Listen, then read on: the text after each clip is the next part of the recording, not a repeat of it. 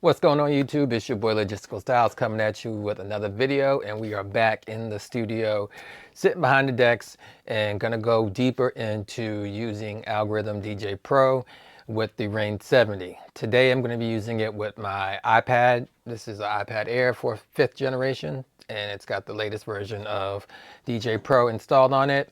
This is my Rane 70 and it's connected through USB cable.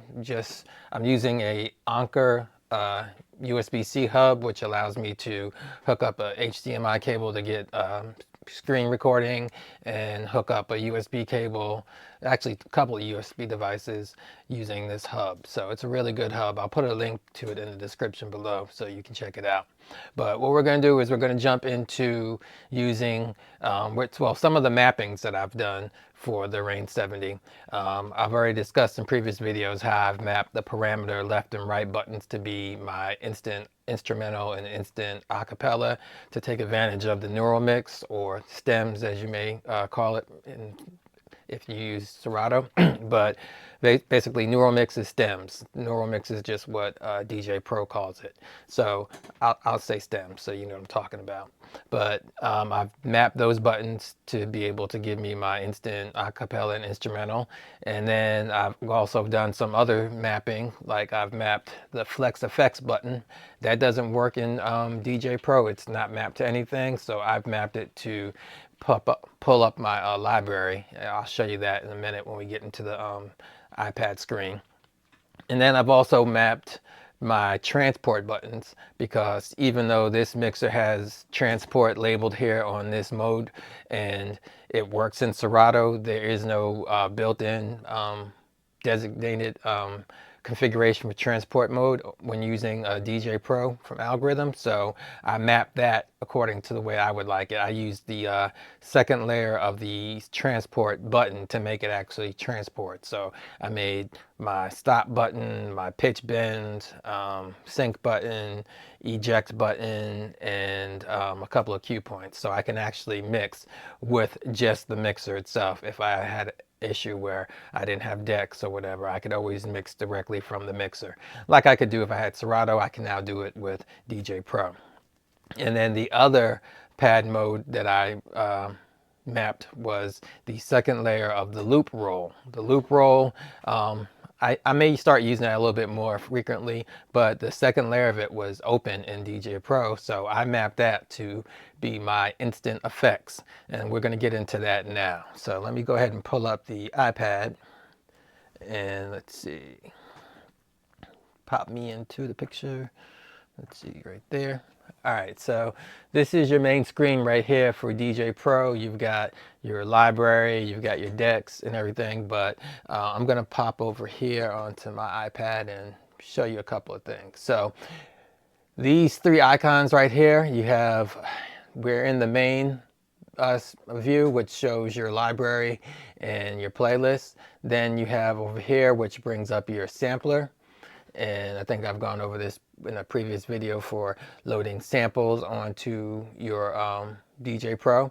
And then if you come here to the left, this is where you get your different modes as far as your deck control. So right now we are in neural mix mode, which shows you that it's able to break it down into 4 different parts, 4 different stems. Then you have your cue point mode, which is where you can see all your different cue points. You can also label the cue points, just like you can do with Serato. You can put, instead of just having the timestamp, you can actually label it as to what it is. It comes in really helpful when you have a lot of different cue points going on. Then next to this is the looping section, where you can save loops and activate loops. You have your effects right here, which is what we're going to get into, and then you have your EQ and filter. So you can jump in between, and you can control it by using the touchscreen. So that's what's really cool about this. My MacBook isn't touchscreen, so it's a lot of using the mouse and then jumping between the mouse and then using the mixer controls, but also having a touchscreen available to just touch what I want to control. It's really cool as well. But in the effects section, you have different kind of effects. You have your pad effects, which allow you to use the screen right here, and by touching it, kind of like a Core Chaos pad from back in the day, and you can apply effects to it that way. So this right here allows you to go through the different filters, if you will. You can choose different effects to put on that pad. So I don't really use that much. I'm more of the instant effects user, and this allows you to just trigger effects using your pads on your mixer. Like I said, I labeled, or I mapped the second layer of the roll button, the roll mode, to be my instant effects. So for every one, two, three, four pads right there, 8 pads, 4 across the top, 4 across the bottom, I have those mapped out here, and you can see that I'm activating them by pressing the buttons on the mixer. And some of them are cool. I like them, like the alarm is pretty cool. Echo out, hands up. It gives you a lot of different effects. And what I'm going to do is I'm going to throw on a track, and then I'll just jump through them, and you'll be able to see which effect I'm using as I go through them. These are how they are labeled in the effects section. So let's pop up a track real quick, and I'm going to mute my mic right here because I've been getting feedback when I got a new setup going on, so I haven't figured out how to play music and keep the mic going without getting feedback. So we'll work on that in a little bit. So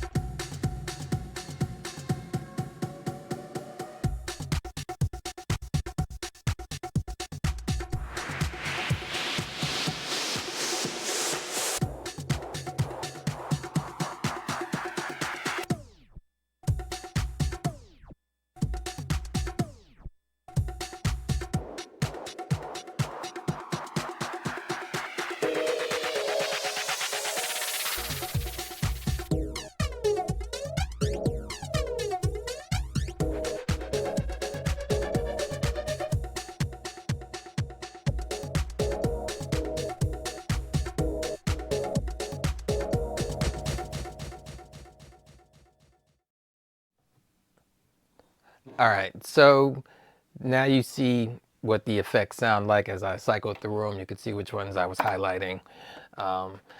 I figured out while I was playing it, I was thinking about what I need to do to fix it so I can actually speak over the music, and that is not use the mixer board as my mic input, but rather use the mic input on the mixer. So for next video, we'll do that.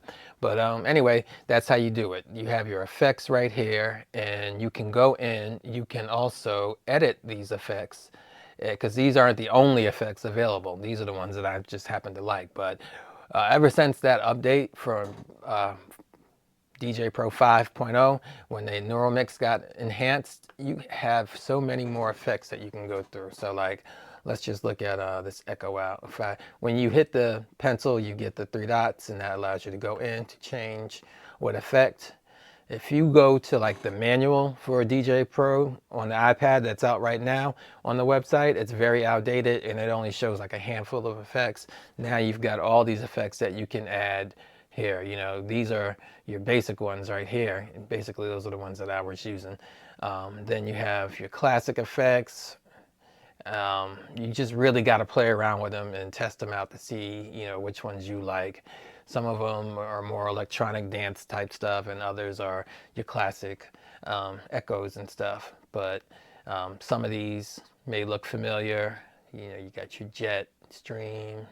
The name pretty much kind of describes what it sounds like, but once you actually put it on a sound, you'll see that what it does. But it's really cool. And then you get into these neural mix. Once they start adding the neural mix, which is basically their AI that allows them to strip, you know, break the song down into the stems, you can start using that neural mix technology on the effects, where it will just, you can do some pretty crazy stuff with it. So just have fun with that, I say. But just remember that your neural mix capabilities are in relation to the type of processor you have on your device, whether it's your M1 chip on your MacBook Pro or your iPad, or if you have something a little lower than that, then it will tell you, like on my iPad, my iPad is a M1 chip, so I get 100% of the neural mix capabilities. But I think you can see it. Let's see if we go into settings. I'll show you that real quick. Devices, no, let's go into general. There is a setting in here where it will tell you, like, yeah, your neural mix quality. Right now I'm at 100%. But if we were to look at my MacBook Pro, because it's a 2013, I don't have 100%, I'm at 80%. So the stem separation and the neural mix features sound way better when I use it on my iPad versus my MacBook Pro, ironically. So that's one way, that's a tip for you to figure out, you know, if your Mac or if your device is giving you the best it can for DJ. If you're getting the most you can out of a DJay Pro, you can go into your settings in the advanced section and you can see the neural mix quality. You can see whether it's your 100%, I think it was 180 and like 60%. Anything below that, it probably doesn't work. But that's one thing to look at. But let's go back into the effects. So now the next type of effects you have are the manual effects, and these are effects, these are the same effects, but they're just laid out differently. So now instead of just having all the pads like you have, well, for the instant effects, now you have 3 different slots where you can assign those effects using this drop down menu, same effects that were shown before. You can assign them to 3 different slots, and it kind of reminds me of like the Pioneer controllers. I know the SR2, I believe the SX series, they have like the 3 knobs that you use to control the depth and the wetness or the dryness of the effect, and you have like a button that turns it on to activate it. Well, it'd be the same thing here. You'd have your buttons here to turn them on to activate it, and then you have this to control the amount of effect, and then the dry wetness is right here. This is handy if you're used to using like the touchscreen to turn an effect on and slide it up and bring it up like that. It can be handy if you have that workflow. Some controllers have that, like I mentioned, have it laid out like that. So I believe if you were to hit the buttons on the controller, it would light up and show up on the screen as well. But like I said, I like to use the instant effects. I think it has the best control. It allows me to just turn it on, turn it off, and not have to worry too much about any of the fine controls of it. I don't have to get too involved with the wetness and the dryness and the depth of it. So just instant effects, lives up to its name. I mapped it to the second layer of the roll button, and it allows me to just instantly apply those effects. And it comes in handy. You just got to get used to having that workflow of switching in between your pad modes. Now, the other mapping I did on this, it's not related to the effects, but I did use the Flex Effects button on the 70. It doesn't do anything with DJay Pro by default, so you have to map it to something. And what I did was I mapped it to toggle the library view. So now when I hit that, it pulls up a full library view for me to scroll through my playlist, scroll through the library, and just pick and choose what I want. And when I'm done, I can just hit that button and it drops it right back down again. So that's another handy little tip. You might want to try that. There's other things you can map it to, but to me, this seemed like the most useful because I do like to be able to jump in and out my library and try to pick songs. And when you have the this view, you only get a few songs. Like in this view, you get, well, let me show you. I wasn't even showing you. Okay, so when you hit the toggle, it's gonna bring it up No, something changed.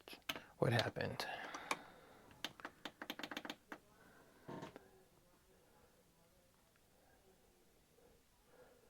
Done. Right there. Okay.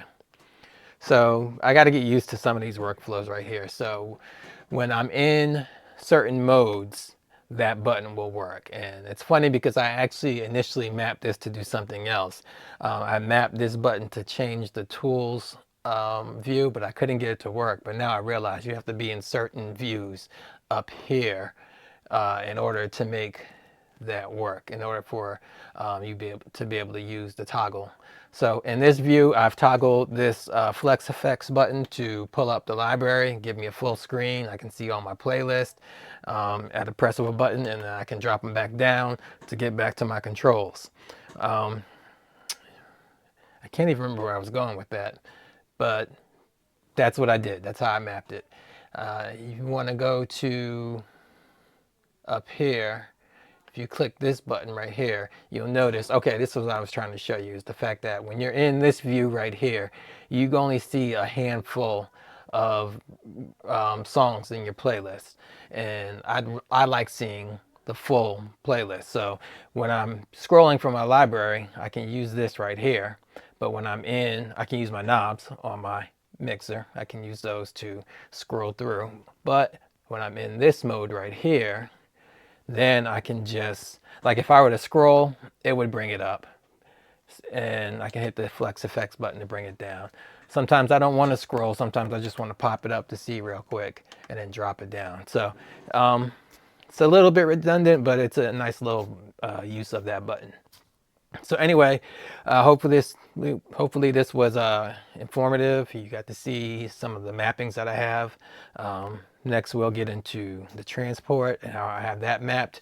But I'm going to do that for a separate video, mainly because I don't want to have like these 20-minute videos going on with tutorials. But this was a really good deep dive into it. There's a lot more to learn about this mixer and the way it works with DJay Pro and just the whole app itself.